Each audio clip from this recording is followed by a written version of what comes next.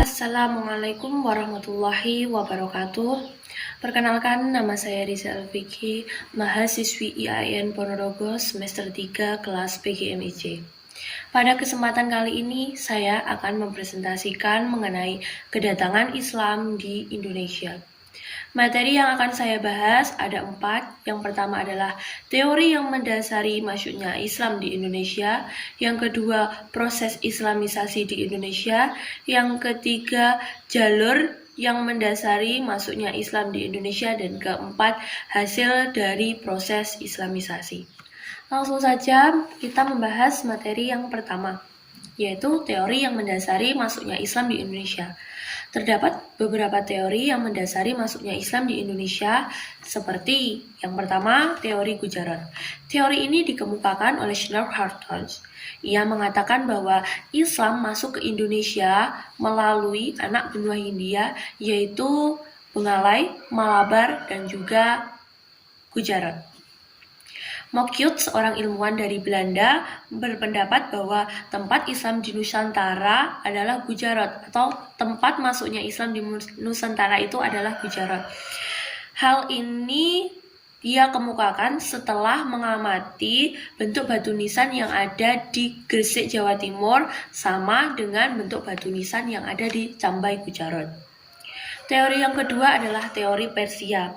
Teori ini berdasarkan ditemukannya pengaruh Persia dalam kehidupan masyarakat Indonesia, khususnya abad ke-11.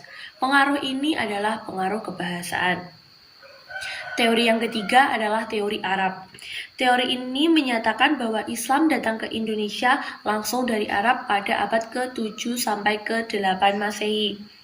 Teori ini menyatakan Islam dibawa langsung oleh pedagang-pedagang dari Arab dan dibuktikan dengan penemuan arkeolog akan sumber-sumber epigrafi seperti batu nisan. Yang keempat adalah teori Cina. Teori ini tidak menjelaskan tentang bagaimana masuknya Islam di Indonesia, melainkan menjelaskan peran Cina dalam menyumbang data dan menyumbang informasi tentang adanya komunitas Islam di Indonesia, serta perannya dalam perkembangan pada abad ke-15 sampai ke-16 Masehi.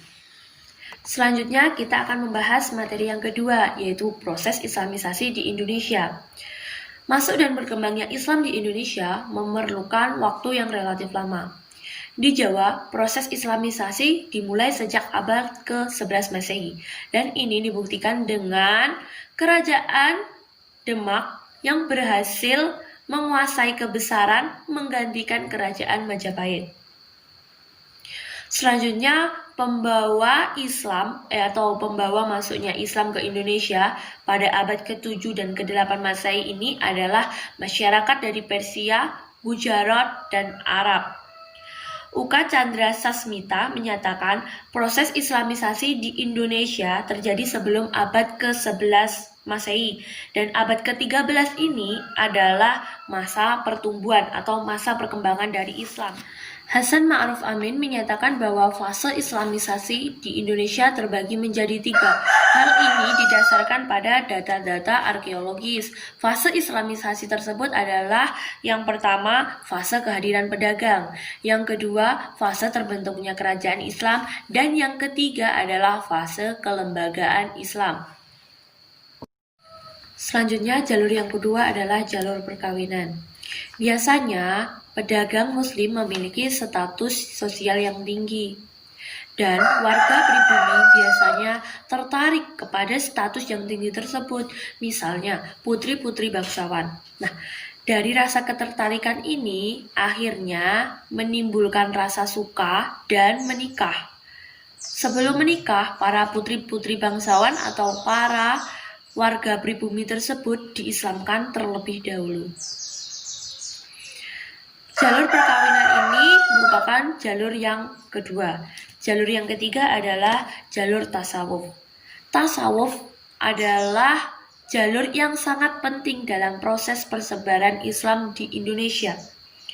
Tasawuf berfungsi dan membentuk kehidupan sosial bangsa Indonesia yang meninggalkan bukti-bukti jelas pada tulisan antara abad ke-13 sampai ke-18 Masehi.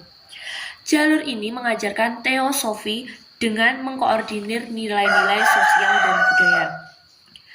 Jalur yang keempat adalah jalur politik, di mana raja sangat berperan dalam menguasai suatu wilayah.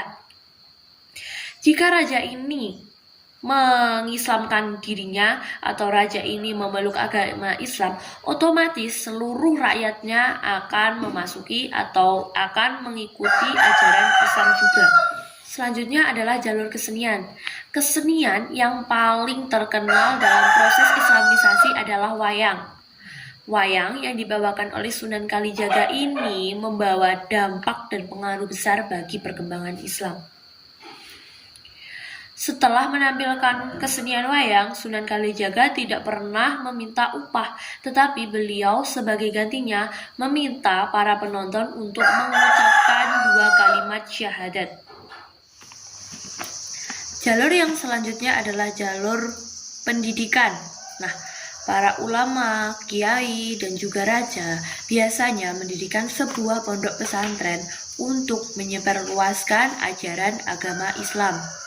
Selanjutnya kita membahas materi yang keempat atau materi terakhir mengenai hasil dari proses islamisasi di Indonesia. Sejak awal masuknya Islam di Indonesia, Islam telah membuktikan bahwa ia mampu mengubah tatanan kehidupan masyarakat Indonesia yang tidak sesuai dengan harkat martabat kemanusiaan.